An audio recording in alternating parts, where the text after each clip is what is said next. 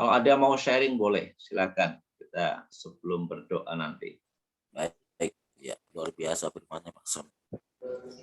Memang saat ini itu masa-masa penantian ya, di mana banyak sekali ya pertobatan terjadi. Ya, saya jujur aja, ini ada orang Muslim kemarin minta didoakan sama saya. Doakan orang Muslim.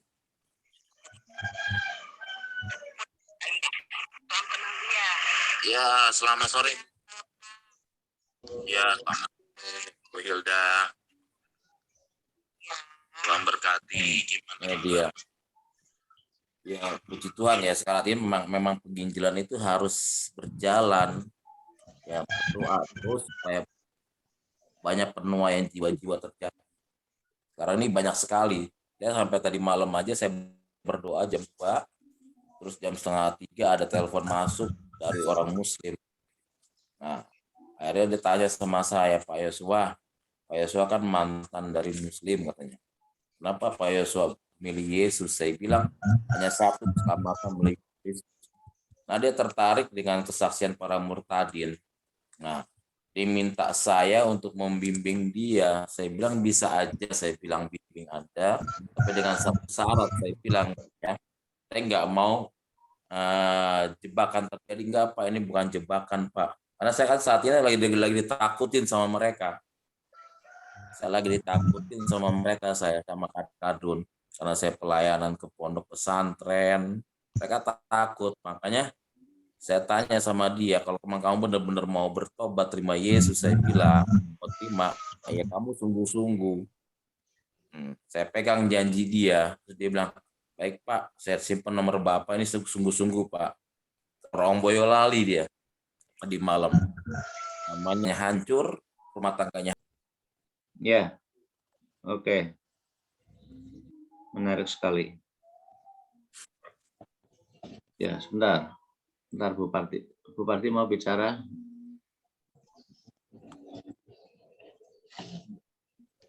Belum dibuka itu Bu, mute-nya. Bu. Udah. Ya udah. Udah. Udah. Itu saya persis seperti yang sudah dibicarakan oleh Pak Yos itu tadi ya. Saya juga mendengarkan itu dari seorang kakek ya, bilang gini, kalau keponakannya itu dulu juga sudah percaya Tuhan, tetapi setelah dia nikah itu meninggalkan Tuhan. Nah, sekarang dia kehidupannya memang juga murat-marit ya, karena dia sekarang juga sudah sakit-sakitan seperti itu. Nah, lah kakek ini juga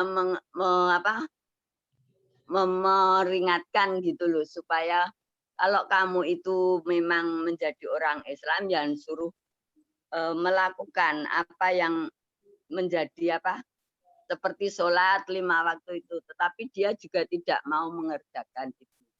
Kalau tidak, kalau tidak mau, kalau kamu mau kembali ke gereja ya ke gereja lagi. Tetapi keponakannya ini hanya jawabnya itu seperti ini. Orang neng gereja, orang neng masjid. Nek ora kerja ya orang duit-duit. Bilangnya seperti itu. Nah, kakek ini juga merasa bagaimana ya. Akhirnya keponakan itu sampai sekarang masih sakit-sakitan terus. Nah, itu enaknya bagaimana ya Pak Sam?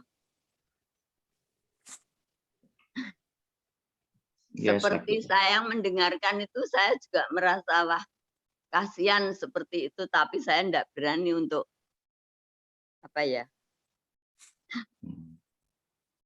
karena juga dia sekarang sudah sakit toh Pak, sakit-sakitan terus, tapi dia tetap tidak mau melakukan. Ya kalau ke masjid ya enggak pernah sholat, maksudnya gitu. Kalau ke gereja ya kalau percaya Tuhan ya dia tidak pernah ke gereja, seperti itu toh. Dikasih peringatan secara langsung dia sudah jawab seperti itu, ya kita enggak bisa berbuat apa-apa, hanya kita bisa berdoa ya Pak. Mendoakan dia. Dia sudah bilang orang gereja, orang masjid.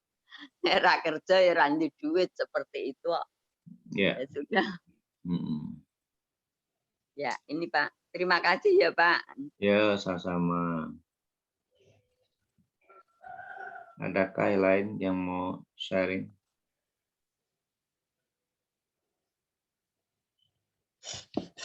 Sedikit ya Pak. Ya, Saya boleh. ya memang saat-saat ini banyak sekali yang orang bertobat ya. Banyak sekali orang yang ingin kembali kepada Tuhan juga, yang dulunya sudah kenal Tuhan, yang sekarang tapi sudah meninggalkan Tuhan dan ingin kembali sebenarnya ya. Banyak sekali. Saya juga sering mendengar ya Pak Yosua itu ditelepon orang-orang yang dari seberang yang minta dibimbing, minta dijelaskan gitu ya, seringkali begitu. Banyak sekali dan membaptis orang ya. Kemarin juga Ada hal lain yang perlu disampaikan?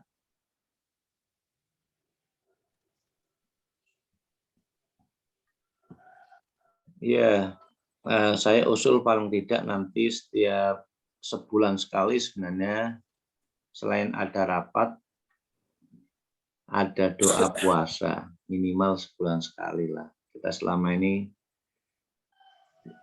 nggak tahu, mungkin secara pribadi pada doa puasa kali ya, tapi doa puasa dalam konteks komunitas, apakah kita sudah melakukannya ya?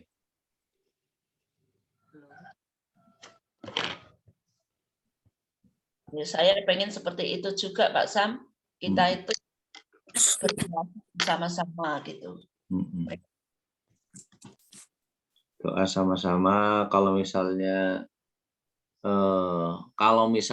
belum bisa ngumpul, bisa saja kumpul lewat Zoom, ini doanya bareng-bareng, tapi disertai puasa. Ya. Ya. Ya, doa puasa tempatku nggak apa-apa, bulan sekali. Iya, bisa saja. Iya. Saya juga rindu sih seperti itu. Seperti dulu yang pernah saya alami di Kedung Jati waktu saya masih muda. Itu juga ada doa semalam suntuk dan puasa.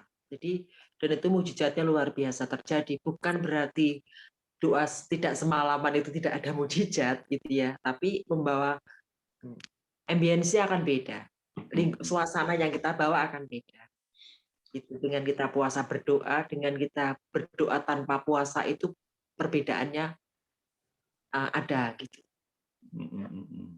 Memang yang sulit dalam hidup kita itu adalah mempertahankan iman sih ya. Jadi saya sedikit bersaksi, saya itu dari keluarga yang bukan Nasrani sebenarnya. Bapak ibu saya itu asli orang seberang dalam nenek moyangnya gitu ya. Jadi bapak ibu saya tidak mengharuskan saya itu ke gereja, terserah aja. Yang penting kowe berbuat baik seperti itu. Apalagi bapak ibu saya kan orang desa ya. Gitu. Tapi entah kenapa baru sekarang ini setelah saya tahu punya komunitas orang Nasrani, saya baca Alkitab dan semuanya baru saya memahami inilah arti bahwa Tuhan memilih saya sejak saya dalam kandungan ibu saya. Jadi ketika saya kelas 1 SD, itu saya kan sudah mulai bisa membaca lah gitu ya. Terus saya baca rapot saya. Di rapot saya itu agama yang tertera di situ tuh agama seberang. Sepertinya saya tuh nggak terima gitu loh. Saya ribut nyari penghapus gitu. Bagaimana ngapus tulisan ini saya ganti gitu. Saya nyari penghapus nggak ada. Akhirnya dulu maaf ya pakai itu, pakai momen gesek-gesek gini. Akhirnya kan hilang itu ya. Terus saya timpa, saya tulis Kristen gitu. Saya tidak tahu motivasinya apa, harus saya ganti ini. Pokoknya saya nggak seneng aja saya tulis dengan agama, tertulis dengan agama itu. Saya ganti itu. Sampai bolong itu, rapotnya bolong, nggak apa-apa, sebelahnya tulis lagi. Kristen. Nah, dari kecil saya cinta sekali dan merasa bangga bahwa ketika saya itu menjadi orang Kristen itu bangga sekali. Tapi saya nggak ngerti tujuannya apa. Intinya saya senang, bangga, saya itu punya agama Kristen. Saya belum mengenal pengenalan Yesus secara dekat gitu. Dan sampai saya pernah juga gelutan dengan teman saya di SMP karena saya Yesus dihina. Belakang saya ini teman saya laki-laki, dia bilang ini, jadi wong Kristen, Tuhan mungkin kan anak haram, kata gitu, waktu SMP. Saya nggak bisa menjawab, saya belum bisa menjelaskan dengan jelas bahwa siapa Yesus. kenapa dia begini begitu. Saya belum pandai untuk bersaksi mengenai itu. Saya hanya berbalik muka saya sama tonjok tuh orangnya gitu. Enak kayak ngomong kayak gitu gitu. Jadi saya hanya pembelaan yang sifatnya fisik, tapi saya belum diberi Tuhan hikmat untuk bersaksi mengenai siapa Yesus, kenapa Yesus dilahirkan ke dunia dan sebagainya. Nah, itu tadi mempertahankan iman sulit karena dalam keluarga saya hanya saya yang berjuang untuk tetap saya harus setia ngikut Tuhan terus gitu. Sampai saya doa semalaman ya saya berangkat sendiri. Saya kalau doa semalam suntuk di gereja Kedung Jati itu saya berangkat jam 8 udah berangkat. Mendingan saya nunggu di gereja, saya ikut. Nah, di saat itulah saya kelas 1 SMA itu mendapat Tuhan izinkan saya berbahasa roh waktu itu, dan saya dipanggil Pak Rahmat, Bapak ditanya Pak Rahmat almarhum, dia bilang, Mbak Lili, Mbak Wiwin, tolong Mbak Win bersaksi kenapa tadi Tuhan memberikan sesuatu kepada Mbak Wiwin, tolong disaksikan. Saya juga nggak mudeng bersaksi apa yang saya saksikan, saya tidak menerima apa-apa gitu. Ternyata yang tadi saya hanya memiliki satu bahasa yang berbeda, dan itu ketika saya mau berhenti untuk tidak mengatakan itu, tapi lama sekali berbahasa dengan bahasa yang berbeda. Jadi saya mau berhenti karena saya belum dikasih bantuan untuk mengartikannya ya, lama banget. Terus saya hanya bisa berkata bahwa saya diberikan satu pengertian bahwa Tuhan mencintai saya. Terus saya harus terus hidup di dalam kekristenan, dan kamu harus kuat. Dalam bahasa-bahasa yang saya keluarkan itu hanya itu Tuhan yang bicara gitu. Nah, itulah yang membuat saya terus bertahan. Dalam masa kesulitan pun saya tetap bertahan gitu. Sampai di dalam pasangan hidup pun saya bertahan. Kalau saya tahu bahwa dia bukan anak Tuhan, saya berusaha untuk menghindar. Dan pada titik hari ini pun ternyata tidak sesuatu yang happy yang saya dapatkan ketika saya mengikut Tuhan. Dan masa sulit pun ini terjadi di titik sekarang ini. Gimana Tuhan mengizinkan saya harus kembali ke masa yang sulit menurut kacamata dunia. Tetapi saya bersyukur karena dengan kondisi yang saat ini, hari ini saya duduk ini, mengalami masa yang menurut orang dunia menganggap itu masa yang sulit buat saya. Tapi saya merasa itu adalah sesuatu yang bahagia. Karena Tuhan itu ada benar-benar menyertai saya. Bapak Ibu, dulu waktu ketika saya masih diizinkan Tuhan hidup di dalam keduniawian gitu ya. Satu hal yang sedikit aja yang menjadi contoh, ketika saya hidup di dalam bergelimangan uang gitu ya. Uang itu sepertinya sesuatu yang biasa. Gitu. Ketika saya mendapatkan amplop dari klien saya, dia bilang, "Bu Lili, terima kasih sudah menolong saya. Ini uang untuk liburan keluarga Bu Lili." Saya buka uang 10 juta. Itu biasa. Gitu. Saya ditransfer Bu Lili, sudah saya transfer ya. Nanti untuk ngantar anak-anaknya jalan-jalan. Di rekening saya ada transferan biasa. Gitu. Karena waktu itu Tuhan kasih saya berkelimpahan, tapi saya tidak memiliki hubungan yang intim dengan Tuhan. Hanya saya menjadi orang Kristen, tapi saya tidak punya keintiman dengan Tuhan. Dan secara harta dunia saya diberikan kelimpahan itu. Dan sekarang di titik seperti ini, Tuhan ingin membuktikan bahwa nih, kalau kamu sudah mulai kembali kepadaku, kamu sudah mulai berjanji kamu mau mengiring aku selamanya, kamu tak kasih kepercayaan ketika kamu tak kasih peristiwa seperti ini, kamu masih bisa nggak bersyukur? Masih bisa nggak kamu mengatakan bahwa aku mau mengikut Engkau selamanya? Dalam suka dukaku, aku mau tetap mengikut Engkau, Tuhan. Bapak Ibu, kalau hari ini saya bisa makan, itu karena kebaikan Tuhan. Saya tidak menyangka bahwa hari ini saya bisa diberikan talenta Tuhan untuk membuat makanan. Karena makanan yang saya buat ini, semuanya talenta Tuhan. Sesuatu yang seperti sulapan, sesuatu yang seperti bimsalabim oleh Tuhan. Ketika suami saya ternyata diizinkan untuk tidak bekerja lagi, perusahaannya kolaps, dan suami saya harus di rumah, sedangkan saya juga tidak punya penghasilan. Setiap bulan tidak ada uang yang bisa saya harapkan untuk bisa menutup segala sesuatu. Saya menangis kepada Tuhan, apa yang harus aku lakukan Tuhan? Karena Tuhan pakai aku di rumah ini sebagai seseorang yang mungkin notabene-nya orang yang terdekat untuk berkomunikasi dengan Tuhan. Tuhan hanya katakan, kamu harus lakukan sesuatu, Li. Itulah Tuhan kasih saya sulapan, saya dicetak oleh Tuhan, dimampukan oleh Tuhan untuk berkarya. Saya bisa buat makanan, saya bisa bikin apa yang bisa saya pakai untuk menghidupi keluarga saya. Itulah saya sangat bersyukur sekali betapa baiknya Tuhan itu. Mungkin kata-kata baik semua orang bisa mengatakan Tuhan baik. Tapi kadang apakah kita mengalaminya sendiri? Itu mengalami Tuhan sendiri, dan itu yang saya alami sekarang. Betapa mengikut Tuhan itu tidak mudah. Ketika Tuhan mengizinkan kita semakin dalam, semakin dekat dengan Tuhan, Tuhan akan izinkan semua peristiwa yang tersulit dalam hidup kita itu terjadi. Kalau saya malam untuk mendapatkan uang 100.000, 150.000, saya pernah surat dengan Bu Tatiani, saya harus membuat makanan sampai jam 11 malam. Dan itu Tuhan izinkan, dan saya happy. Saya happy menjalaninya. Karena itulah yang Tuhan izinkan terjadi. Karena saya percaya bahwa ini semua ada finish-nya. Tuhan akan berikan saya titik akhir untuk saya bisa menyelesaikan semua peristiwa ini. Untuk saya pagi mengantar roti ke sekolah-sekolah, ketika saya mendapatkan uang setoran, ketika saya mendapatkan pulang untuk membawa uang 100.000, itu bahagianya saya luar biasa. Seperti saya mendapat anugerah besar, seperti saya mendapat uang yang banyak dari Tuhan. Dan saya pulang itu happy sekali. Saya bersuka cita bahwa hari ini aku dikasih uang sama Tuhan. Itu saya merasakan sendiri betapa sekarang benar-benar di titik hari ini saya duduk. Itu semua adalah kebaikan Tuhan yang luar biasa. Saya katakan kepada banyak orang, ketika kamu di titik zona yang nyaman, di titik zona yang kamu tidak punya ujian apa-apa, jangan terus kita lena di dalam zona itu. Teruslah tekan dekat dengan Tuhan. Ketika kamu dihadapkan pada masa yang sulit, kamu akan siap.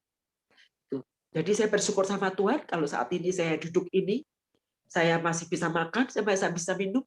Bukan saya bersaksi untuk meminta belas kasihan, tidak, tapi menyaksikan betapa Tuhan Yesus itu baik. Betapa Tuhan Yesus itu menjadikan semua berarti. Kasih-Nya selalu baru setiap hari.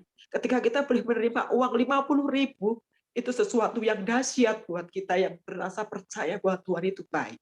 Itu yang saya bisa bagikan, bahwa mengikut Tuhan tidak mudah, mempertahankan tidak mudah. Itu mempertahankan iman tidak mudah, tetapi kita harus terus yakin. Belum tentu kita sendiri sekarang ada di zona kita dekat dengan Tuhan, zona di mana kita merasa intim dengan Tuhan, memiliki kerajinan fellowship yang dekat, kita akan selamanya seperti itu. Pada saatnya ketika kita tidak kuat di dalam ujian, kita bisa jatuh sedalam-dalamnya untuk tidak setia kepada Tuhan lagi. Itu bisa pun terjadi. Jadi masa-masa ini, yuk kita setia kepada Tuhan. Makin kita dekat dengan Tuhan, saya setuju sekali kalau kita mau doa puasa, kita mau doa semalam, kita mau berfellowship seperti ini, saling menguatkan, itu sangat saya setuju sekali. Itu karena itu kekuatan baru yang diberikan Tuhan melalui kita semua. Itu tambahan kesaksian saya. Saya menangis, sorry ya, itu bukan karena saya sedih, tapi karena saya betapa merasakan Tuhan itu luar biasa baik. Itu. Memang dia tidak nyata, tapi hidupnya itu nyata dalam hidup saya. Kasih-Nya nyata dalam hidup saya. Itu saja yang bisa saya sampaikan pada Bapak Ibu, biarlah ini menguatkan kita semuanya. Tuhan Yesus memberkati. Mari kita berdoa. Haleluya. Bapak Surgawi, terima kasih buat segala kebaikan Tuhan. Oleh karena kasih-Mu, oleh karena kemurahan-Mu, kami menikmati kebaikan Tuhan sepanjang hari ini. Malam ini Engkau sudah memberikan anugerah pada kami, sehingga kami bisa berfellowship, bisa sharing, bisa merasakan bagaimana Tuhan hadir di tengah-tengah kami. Kami bisa menceritakan tentang sungguh kebaikan Tuhan yang Kau limpahkan atas kami. Kami juga melihat bagaimana Tuhan memakai kami. Terima kasih untuk semua rancangan-Mu atas kami, Tuhan Yesus. Terima kasih karena Engkau Allah yang selalu menyertai setiap kami dan memberkati kami. Biarkan kami juga terus menjadi orang yang setia dalam mengiring kepada Tuhan dalam situasi apapun juga, Bapak. Terima kasih buat segala kebaikan Tuhan. Kami memberkati hamba-hamba-Mu yang ada di tempat ini. Baik hamba-Mu Pak Yosua dalam pelayanannya bersama dengan istri, diberkatilah. untuk makin hari makin maju, makin mengasihi Allah dengan cara yang luar biasa. Dan jadikan mereka berkat, kemuliaan nama Tuhan dipermuliakan lewat hidupnya. Terima kasih Bapak Surga, terima kasih untuk Bu Lili dan segala pergumulannya. Kami juga doakan kiranya berkat-Mu turun atasnya. Kekuatan, kesehatan jadi bagiannya. Kekuatan, kebaikan, terus komitmennya kepada Tuhan. Sehingga hamba-Mu ini boleh mendapatkan apa yang harus didapatkan karena kesetiaannya kepadamu Bapa Surgawi.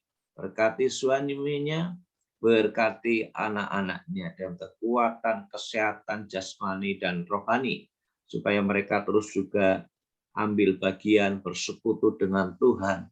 Mereka dekat dengan Tuhan dalam situasi seperti apa yang dialaminya. Tapi kami percaya anugerah Tuhan melimpah atasnya, kebaikan menjadi bagiannya.